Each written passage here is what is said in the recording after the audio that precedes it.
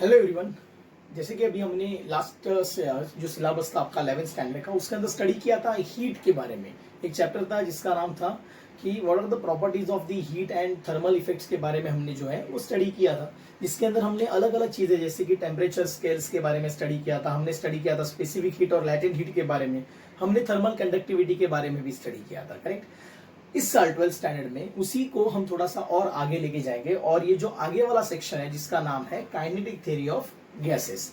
इसके बाद भी एक चैप्टर आएगा जो थर्मल से रिलेटेड होगा जिसका नाम होगा थर्मोडायनामिक्स। करेक्ट। लेकिन फिलहाल के लिए we will concentrate on this part which is kinetic theory of gases. ठीक है। What is kinetic theory of gases? क्या है ये? इस चैप्टर का नाम ऐसा क्यों है? उसका रीजन मैं आपको समझाता हूँ। जनरली जैसे कि हमें पता है कि जो मैटर है, स्टेट ऑफ मैटर, वो तीन बेसिक जो मैटर स्टेट्स ऑफ मैटर है वो होते हैं solid, liquid and gas. Solid से लिक्विड में अगर आपको किसी भी मैटर को कन्वर्ट करना है तो आपको हीट देना पड़ेगा। लिक्विड से गैस में कन्वर्ट करने के लिए भी आपको क्या करना पड़ेगा? हीट देना पड़ेगा।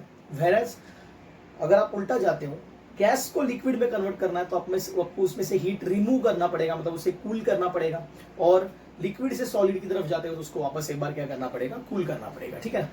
बट अगर हम सिर्फ गैस की बात करते हैं तो गैस का जो बिहेवियर है थोड़ा सा अजीब है। क्यों अजीब है? बिकॉज अगर कोई अगर चीज गैसेस में या फिर गैसियस स्टेट में कन्वर्ट हो चुका है और अगर हम उसे और ज्यादा हीट प्रोवाइड करते हैं तो फिर उसके साथ क्या होगा? As you know that whenever in case of solid, अगर हम सॉलिड की बात करते हैं, पे अटेंशन, सपोज सॉलिड है तो सॉलिड में सारे मॉलिक्यूल्स जो वो बहुत ज्यादा क्लोज होते हैं। जैसे कि आपको पता है कि ये बहुत ज्यादा क्लोज है। जैसे आप इसे हीट प्रोवाइड करते हो, so as soon as you provide the heat, होता क्या है that heat energy is utilised so that ये जो मॉलिक्यूल्स है उनके बीच का डिस्टेंस जो है वो बढ़ता है। ठीक है ना। As you know that when you provide the heat, that heat energy gets converted into two forms, one is potential energy and other will be kinetic energy. ठीक है। तो अगर ये जो आप हीट एनर्जी प्रोवाइड कर रहे हो क्यू, वो अगर दो पार्ट में डिवाइड हो रही है, पहला पोटेंशियल एनर्जी, तो पोटेंशियल एनर्जी का यूज करके मॉलिक्यूल्स एक दूसरे से दूर जाते हैं। जैसे आप इमेजिन करो कि यहां पर एक लोखंड का बॉल है, यहां पर एक लोखंड का बॉल है, लाइक दिस। ठीक है ना। और अगर इनके बीच में एक स्प्रिंग लगा हुआ है, अगर आप इसे पोटेंशियल एनर्जी देके खींचते हो तो ये जो बॉल है वो दूर दूर जाएगा। Correct. So due to the applied potential energy or due to the increment in the potential energy of the system, the two balls got away from each other. Correct? In the same manner, जैसे आप heat provide करते हो, उसका जो potential energy effect है जिसकी वजह से ये मॉलिक्यूल्स एक दूसरे से जो पहले पास थे अब वो एक दूसरे से दूर जाएंगे, और ऐसा कंटिन्यूसली होते जाएगा। और एक टाइम पे वो जो सॉलिड होगा वो किस में कन्वर्ट होगा? लिक्विड में कन्वर्ट होगा। करेक्ट। अगर आप देखो अब लिक्विड में एनर्जी थोड़ी और ज्यादा है कंपेयर टू सॉलिड। अगर आप और हीट प्रोवाइड करते हो तो किस में कन्वर्ट हो जाएगा? और थोड़े दूर हो जाएंगे मॉलिक्यूल्स, और वो किस में कन्वर्ट हो जाएगा? गैस में। लेकिन अब ऑलरेडी वो अगर गैस स्टेट में आ गया है तो अगर आप और हीट प्रोवाइड करते हो तो क्या होता है? अब पोटेंशियल एनर्जी दूर दूर जाना, दैट इज ऑल ओके, लेकिन अब ये मॉलिक्यूल्स मोशन स्टार्ट करते हैं बहुत ही हैप्पैज़र्ड मैनर में। ठीक है। बहुत ही रैंडम मोशन वो करते हैं। ठीक है। और अब अगर आप देखो तो आपके इसी हीट का जो आपने किसी गैसेस कंटेनर अगर है, सपोज इसमें गैस है, अगर आपने इसे हीट देने की कोशिश की, so due to this heat now this molecule will undergo in haphazard motion as this heat energy is getting converted into kinetic energy. अब काइनेटिक एनर्जी मतलब मोशन, ये तो हमें मालूम है। काइनेटिक एनर्जी का सीधा रिलेशन किसके साथ होता है? मोशन के साथ। और ये सारे पार्टिकल्स एक दूसरे के साथ कोलिजन करेंगे, टकराएंगे अगर वो रियल गैस है। In real gases, the molecules do collide with each other because in real gases there is an interaction between the two molecules of the gases. But in case of ideal gas, ऐसे माना जाता है कि molecules इतने दूर दूर है कि उनका एक दूसरे के साथ कोई रिलेशन नहीं होता मॉलिक्यूल्स का। बट प्रैक्टिकली रियलिटी में ऐसा नहीं है। रियलिटी में मॉलिक्यूल्स का एक दूसरे के साथ इंटरेक्शन होता है। So this is the fundamental difference between real gas and ideal gas. ठीक है।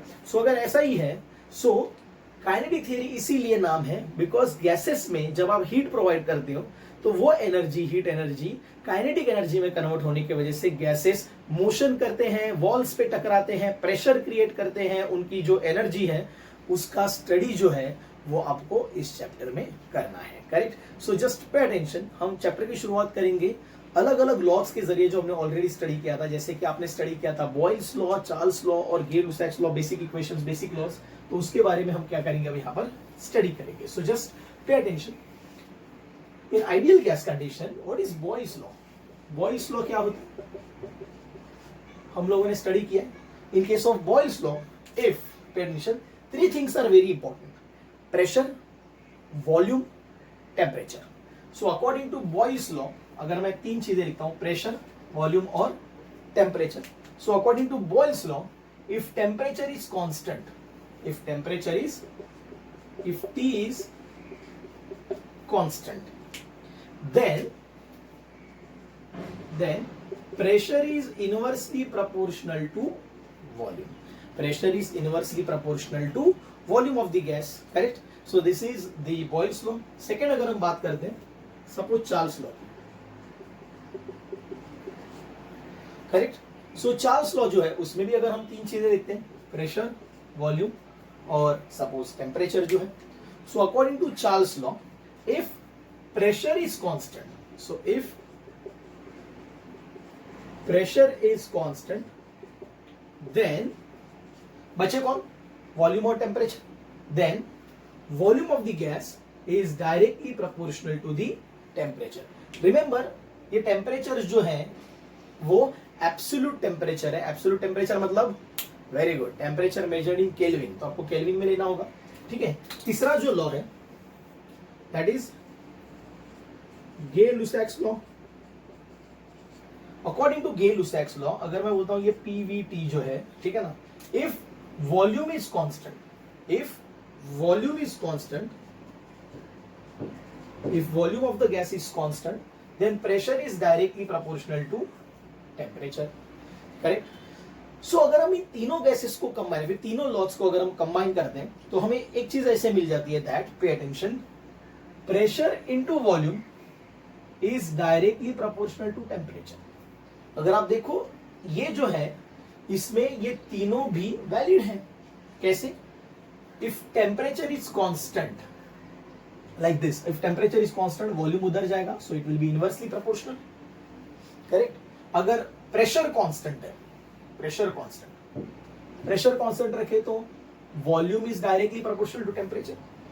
And if volume is constant then pressure is proportional to temperature. So इसके लिए एक प्रोपोर्शनलिटी कांस्टेंट लिया गया था which is called as Boltzmann constant. So it is PV is proportional to KBT, where KB is called as Boltzmann constant, ठीक है. So that KB is Boltzmann constant, correct. Later on पता चला कि ये Boltzmann constant जो है it is nothing but n into r. So it is PV got converted into, it is n into r into t. So this will become ideal gas equation, out of which what is P, that is pressure of the gas, what is V, that is volume of the gas, what is T, absolute temperature of the gas, that is gas temperature measured in Kelvin, what is R, it is, yes, UGC. What is that? Universal gas constant, ठीक है ना, correct. And what is N? N is number of moles of the gas. How to find number of moles of any gas? There are two formulae. One is based on the mass of the gas and the other formula is based on the number of molecules present in the gas. So first formula, let us consider. Number of moles is nothing but mass of the gas,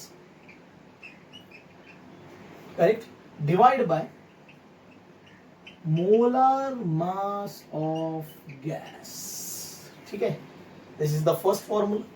What is the second formula of number of moles? Yes, molecular number से ये पता चलता है हमें. So number of moles is number of molecules in gas divided by number of molecules present in molar mass of the gas, या फिर number of molecules present in 1 mole of the gas, या फिर we can say that इसी को हम बोलते हैं Avogadro's number. So it is Avogadro's number. So now what is Amadeo Avogadro's number? Amadeo Avogadro's number is 6.022 into 10 raised to 23 molecules are present in 22.4 dm cube of any gas at STP.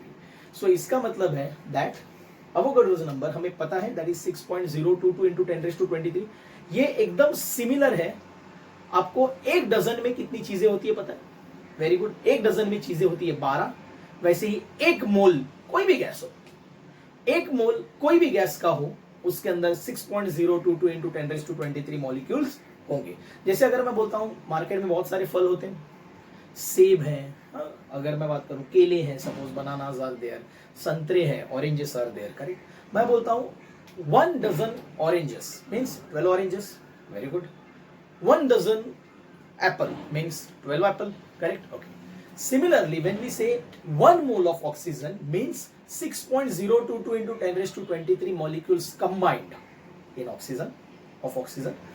अगर मैं बोलता हूँ 1 mole of hydrogen, so 6.022 into 10 raised to 23 molecules of hydrogen, correct. So molar concept is very simple. Number of moles का concept बहुत simple है. Number of moles मतलब देखिएगा कि 6.022 into 10 raised to 23 के कितने bunches हैं. Suppose 6.022 into 10 raised to 23 molecules का एक बंच है, सो दैट विल बी 1 मोल. ऐसे कितने बंचेस हैं? सो हो जाएगा 3 मोल, 4 मोल, 5 मोल गैस, ठीक है. So that is very simple. जैसे मैं बोलता हूं अगर मेरे पास 60 ऑरेंजेस है तो 12 के कितने बंचेस हैं? 5 बंचेस है. तो मैं बोलूंगा वो 5 डजन ऑरेंज है, correct. So by that way this is very simple to understand the molar concept, correct. So अगर ऐसा ही है, हम आगे बढ़ेंगे इसके अंदर, जस्ट पे अटेंशन. सो ये जो फॉर्मूले हैं, करेक्ट, ये जो आपको दिख रहे हैं यहाँ पे, इनको हम कुछ इस तरीके से लिख सकते हैं. Pay attention. ये जो पार्ट है मैं इसको इतने बेसिक से इसलिए पढ़ा रहा हूँ बिकॉज आपको एंट्रेंस पॉइंट ऑफ व्यू भी इसका जो है वो नॉलेज मिल जाना चाहिए. बिकॉज एंट्रेंस के अंदर सारी छोटी छोटी चीजें आपको आएंगी. अगर आप देखो कुछ चीजें इसके अंदर जो मैंने बताई है वो टेक्स्ट बुक में नहीं भी है, कोई बात नहीं, आपको एंट्रेंस में काम में आएंगी. So N is equal to mass of the gas, that is M, divide by molar mass of the gas. आपको सिंबल मालूम है मोलार मास का, एमओ. अगर हम बात करते हैं दूसरा formula, n is equal to, so number of molecules in a gas n divided by Avogadro's number Na, या फिर NO भी लिखते हैं, इसे N0 भी लिखते हैं, आप कुछ भी लिख सकते हो, ठीक है. तो ये दोनों फॉर्मूले अगर आप गौर से देखो इस चैप्टर में ना, आपको दो चीजों के बीच में बिल्कुल भी कंफ्यूज नहीं होना है, और वो है स्मॉल n और capital n. Small n moles के नंबर के लिए होगा, number of moles, and capital N will be for number of molecules, ठीक है. तो ये चीजें आपको भूलनी नहीं है, correct. Where NO will be Avogadro's number, so NO will be Avogadro's number, and as you know that Avogadro's number is 6.022 into 10 raised to plus 23. कुछ लोग माइनस ले लेते, कोई क्यों? कोई भी चीज 10 के माइनस पावर में होती है क्या? वो कंप्लीट चीज है. कंप्लीट चीज है मतलब वो 1 रहेगी, तो 10 का माइनस पावर तो होगा ही नहीं है. और ऐसी बहुत सारी चीजें हैं, so that should be the plus 23 number, ठीक है. तो ये कुछ चीजें जो बेसिक्स में लोग भूल जाते हैं, गलती करते हैं. सो ये नंबर आपको एज एन एवोगाड्रो नंबर याद रखना है, करेक्ट. सो इसे आप अच्छे तरीके से नोट डाउन कर लो अपने इसमें, ठीक है. अब हम थोड़ा सा आगे जाएंगे और मैं आपको बताऊंगा पे अटेंशन. जैसे कि मोलार कॉन्सेप्ट के अंदर आपने ऑलरेडी स्टडी किया है, लेकिन फिर भी इस चैप्टर में जरूरी है. सर हाइड्रोजन का एक मोल जो होता है, हाइड्रोजन का जो मोल है, ठीक है ना, वो अगर हम देखें तो उसको हम बोलते हैं 1 ग्राम जनरली है, या फिर जो भी है, ठीक है ना, या फिर 2 ग्राम मॉलिक्यूलर वेट. अगर हम बात करते हैं ऑक्सीजन की तो वो 32 ग्राम हो जाता है, 1 मोलार, है ना. अगर हम बात करें नाइट्रोजन की तो वो 28 हो जाता है. तो ऐसा अलग अलग क्यों है? अगर ये सवाल आपके दिमाग में है तो उसको मैं क्लियर कर रहा हूं, जस्ट पे अटेंशन. अब मेरा एकदम सिंपल सवाल है कि अगर सपोज मेरे पास 2 किस्म के फल हैं, ठीक है ना, एक मेरे पास है ऑरेंजेस और दूसरा जो है वो मेरे पास है ग्रेप्स, ठीक है ना, मतलब जो अंगूर होते हैं, करेक्ट. आपको भी पता है कि ग्रेप का, सिंगल ग्रेप का जो मास है वो कम होता है और एक सिंगल ऑरेंज का मास कंपैरेटिवली ज्यादा होता है. अब अगर मैं बोलूं आपको कि मेरे पास 2 क्रेट्स हैं या फिर 2 मेरे पास सपोज बर्तन है, एक में मैंने 12 अंगूर लिए हुए हैं, ठीक है, और दूसरे में मैंने 12 ऑरेंजेस लिए हुए,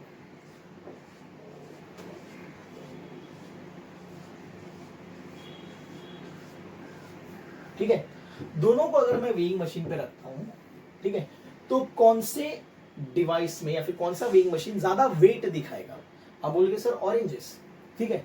मतलब 1 दर्जन अंगूर का जो वेट है वो कम होगा और 1 दर्जन जो ऑरेंज है उसका वेट क्या होगा? ज्यादा होगा, सही है। Going with the same logic, let us consider this oranges, sorry grapes in analogous with hydrogen and these oranges analogous with oxygen. So now if suppose there is a gas,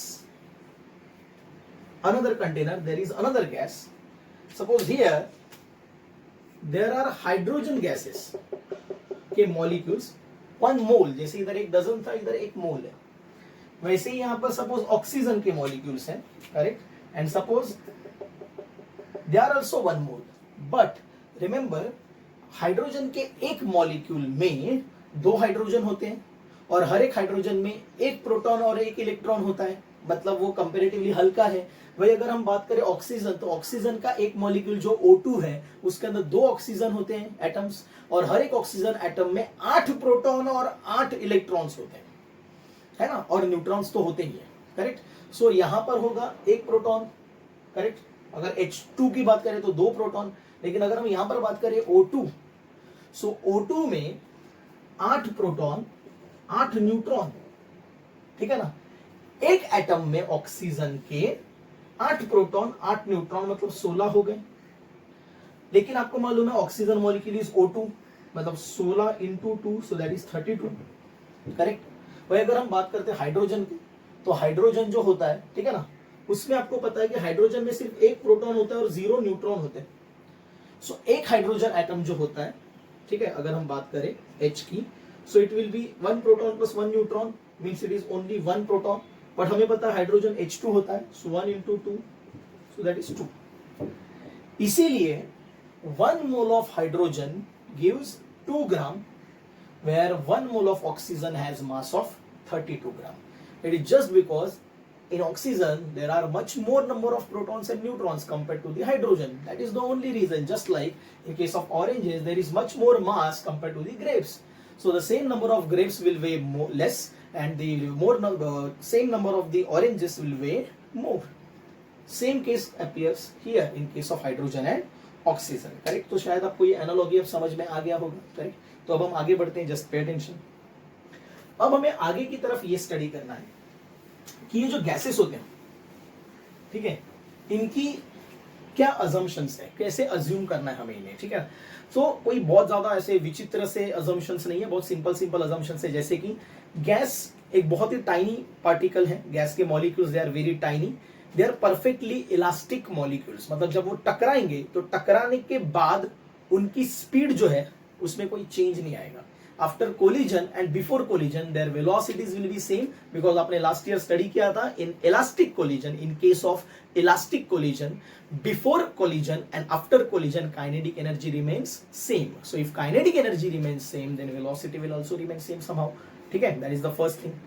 second important चीज जो हमें समझनी है वो ये है कि ये जो मॉलिक्यूल्स होते हैं, ठीक है ना, उनका वॉल्यूम पूरे गैस के वॉल्यूम के मुकाबले कंपैरेटिवली बहुत कम होता है। अगर मैं बोलता हूं कि एक कंटेनर है उसका वॉल्यूम इतना है, उसके मुकाबले एक मॉलिक्यूल तो छोटा सा ही है, तो उसका वॉल्यूम कंपैरेटिवली क्या हो जाएगा? बहुत कम हो जाएगा, correct. So that is the other assumption जो हमें अब यहाँ पर क्या है वो याद रखना है, ठीक है। तीसरा अजम्पशन जो हमें समझना है कि जो गैसेस का मोशन होता है that is a random motion. It is not like कि एक जाएगा उसके पीछे एक हाथ का डिस्टेंस रख के दूसरा जाएगा, फिर उसके पीछे एक हाथ का डिस्टेंस रख के तीसरा जाएगा, ऐसा नहीं होता है। वो कैसे भी जाते हैं, किधर भी जाते हैं, ये इधर टकराएगा वो उधर टकराएगा, ये मॉलिक्यूल इससे टकरा रहा है वो उससे टकरा रहा है, and that the motion is random. So उसकी वजह से मोलेक्युलर केओस पैदा होता है, ठीक है। उसके बाद अगर हम देखें तो हमेशा ऐसा पाया जाता है कि अगर सपोज ये कोई मॉलिक्यूल है, दूसरा मॉलिक्यूल है, तीसरा, ये चौथा मॉलिक्यूल, ऐसे बहुत सारे molecules, suppose this is the first molecule, this is the second molecule, ये थर्ड है, ये फोर्थ है, तो ये हमेशा एक कांस्टेंट मोशन में रहेंगे। सपोज हम मान के चलते हैं कि ये पहले इससे टकराया, फिर इससे टकराने के बाद वो इससे टकराया, फिर इससे टकराने के बाद वो इससे टकराया। सो ये जो रास्ते हैं इनको बोला जाता है फ्री पाथ। क्या बोला जाता है? Very good, it is called as free path. तो ये भी फ्री पाथ है, ये भी फ्री पाथ है ना, ये भी फ्री पाथ है। So these are free paths and free paths are always straight line. तो दो कोलिजन्स के बीच में इधर टकराया एक मॉलिक्यूल, सपोज मैं बोलता हूं कि ये एक मॉलिक्यूल है, ये भी एक मॉलिक्यूल है, ठीक है ना, करेक्ट। और सपोज एक इधर एक तीसरा मॉलिक्यूल है, पहले इससे टकराया, इधर से टकराने के बाद उससे टकराया, लेकिन दोनों टक्कर के बीच में हमेशा स्ट्रेट लाइन पाथ फॉलो करेगा and that straight line path will be called as, imagine ये पेन है, वो पहले इससे टकराया, फिर इससे टकराया, फिर इससे टकराया, फिर इससे टकराया।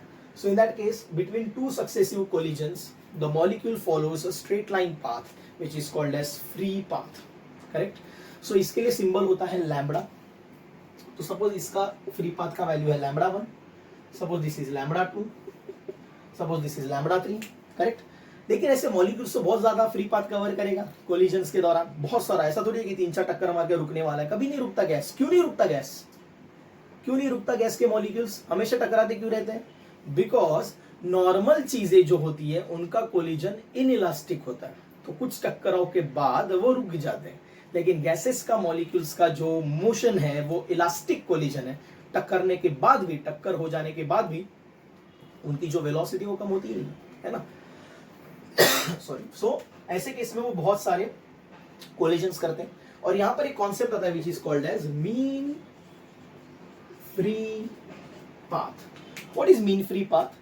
Mean free path is average of all the free paths. तो अगर सपोज मैं 10 कोलिजन कंसीडर करता हूं कि एक मॉलिक्यूल है उसने 10 कोलिजन्स किए, एक कोलिजन, दूसरा कोलिजन, तीसरा कोलिजन, चौथा, पांचवा, 6th, 7th, 8th, 9th, 10th, तो यहां पर 10 या 11, 9 जो भी है फ्री पाथ्स हुए, उन सभी का एवरेज निकालेंगे तो हमें मिलेगा mean free path. So mean free path that is lambda dash या फिर bar is lambda 1 plus lambda 2 up to lambda n divided by n। So 1 2 3 4 ऐसे करते करते n नंबर्स तक हम लैम्बडास को ऐड करेंगे, उसको n से डिवाइड करेंगे, so that concept will be called as mean free path. ये मीन फ्री पाथ जो है वो कुछ चीजों पे डिपेंड करता है, जैसे कि डेंसिटी ऑफ गैस। अगर गैस बहुत ज्यादा डेंस है तो मॉलिक्यूल्स को बहुत छोटा छोटा सा डिस्टेंस मिलेगा टकराने के लिए, सो mean free path will be lesser. लेकिन अगर density of gas is more, sorry less, suppose density less है, डेंसिटी कम है, तो गैस तो ऐसे बहुत दूर दूर फैलेगा ऐसे। So if the density of the gas is less तो मॉलिक्यूल एक इधर है, एक इधर है, एक दूसरी तरफ, एक दूसरी, तो इसको घूमने के लिए बहुत डिस्टेंस मिल जाता है। इमेजिन करो इतना सा गैस है, उसको अपने इतने बड़े कंटेनर में डाल दिया, तो मॉलिक्यूल्स एक इधर है, एक इधर है, एक इधर है, एक इधर है, इधर इधर, तो फ्री पाथ बढ़ जाता है। In short, mean free path is inversely proportional to density. If density is more, free path will be less. If density is less, free path will be more. So mean free path is inversely proportional to density. Correct? Also mean free path is directly proportional to temperature. क्योंकि आपको मालूम है temperature अगर बढ़ जाता है gas का तो मॉलिक्यूल्स दूर जाते हैं, मॉलिक्यूल्स दूर जाते हैं एक दूसरे से टेम्परेचर के बढ़ने से, और दूर गए तो फ्री पाथ भी बढ़ गया। सो टेम्परेचर बढ़ा तो फ्री पाथ बढ़ा, टेम्परेचर कम हुआ तो मॉलिक्यूल्स क्लोज आ गए तो फ्री पाथ कम हो गया। ठीक है। सो ये मीन फ्री पाथ का कॉन्सेप्ट जो है, it is inversely proportional to density and directly proportional to temperature. ये आपको एंट्रेंस में काम में आएगा। ठीक है। सो ये जो मेथड है वो हमने स्टडी कर लिया है। अब मैं आपको बताना चाहूंगा वेलोसिटी ऑफ द मॉलिक्यूल या फिर speed of the molecule of the gas के बारे में। तो होता क्या है, सपोज इमेजिन करते हैं कि ये कोई एक क्यूब है, लेट अस कंसीडर, ठीक है ना। सो अगर ये कोई एक क्यूब है, अगर कोई मॉलिक्यूल लेट से यहां से सपोज यहां पर ऐसे मूव करता है, तो अगर आप गौर से देखो ये 3 डायमेंशंस में मूव हुआ है। ठीक है ना। सपोज मैं बोलता हूं ये ऑलमोस्ट इस कोने से अगर उस कोने तक मूव हो रहा है 3 डायमेंशंस में, अगर उसकी वेलोसिटी है लाइक दिस, ऐसे तिरछी, so this velocity will be called as c। क्या बोलेंगे हम इसे? c बोलेंगे। ठीक है। लेकिन ये वेलोसिटी जो 3 डायमेंशन में है उसके 3 कंपोनेंट्स होंगे। सो इसका एक कंपोनेंट होगा अलोंग x, एक कंपोनेंट होगा अलोंग y और तीसरा कंपोनेंट होगा अलोंग z। ठीक है। और इन तीनों का रिजल्टेंट जो है वो ये है ना। हम लोगों ने वेक्टर में स्टडी किया था, अगर कोई चीज को आप इधर भी ढकेलो और इधर भी ढकेलो, दोनों तरफ ढकेलो, तो चीज ऐसे जाती है, रिजल्टेंट। तो अगर हम 3 चीजों में अगर रिजल्टेंट देखें, इधर भी और इधर भी, तो फिर वो ऐसे जाएगी। आ रहा है दिमाग में? समझ रहा है कि नहीं? यस। सो अगर आप इधर भी ढकेल रहे हो, इधर भी ढकेल रहे हो और इधर भी ढकेल रहे हो मेरी तरफ, तो चीज किधर जाएगी? ऐसे जाएगी। राइट? वही तो हो रहा है। सो इसका मतलब है this C is composed of 3 components. First is CX, second is CY and third is CZ. और इन तीनों का जो रिजल्टेंट है वो C है. So hence we can say that the resultant velocity of the molecule of the gas C is Cx square plus Cy square plus Cz square. So Cx square plus Cy square plus Cz square. इसी को कभी कभी components में जब हम इसको convert करते हैं तो Cx को ही लिया जाता है U, Cy को ही लिया जाता है V एंड CZ को ही लिया जाता है Z. मीन्स अगर आप C की बात करो, so what is C? It is very simple, it is under root of U square plus V square plus Z square, या फिर Z नहीं बोलते, W बोलते, तो UVW. So it will be U square plus V square plus W square. अच्छा, अगर पहला molecule है उसकी अगर वेलोसिटी है C1 तो उसका होगा under root U1 square plus V1 square plus W1 square. क्या मैं इसी को लिख सकता हूं? C1 square is under root तो हट जाएगा, बिकॉज अगर आप दोनों तरफ स्क्वायर कर रहे हो तो यहां का रूट तो हट जाएगा. So it will B U1 square plus V1 square plus W1 square. So remember Cx को हमने लिया U, x डायरेक्शन के लिए U, y डायरेक्शन के लिए V और z डायरेक्शन के लिए W. सो C2 का क्या होगा? C2 square is equal to, yes very good, आप होशियार हो, very good, it is U2 square plus V2 square plus W2 square. ऐसे करते करते अगर लास्ट मॉलिक्यूल है उसको हम नंबर देते हैं लेट्स से N. मैंने आपको बताया था कैपिटल N. सो कैपिटल N के तहत Cn square is equal to UN square, है ना, plus VN square plus WN square. बस. तो अगर ये चीज आपको पता चल गई है कि how the velocity of the gases are written, तो हम प्रेशर ऑफ द गैस को बहुत आसानी से फाइंड आउट कर सकते हैं, जो कि इस चैप्टर का पहला और one of the important derivation है, उसके लिए हम जा सकते हैं. करेक्ट. सो आपको अभी वेलोसिटीज के इक्वेशन पता चल गए, तो चलिए चलते हैं प्रेशर के डेरिवेशन में.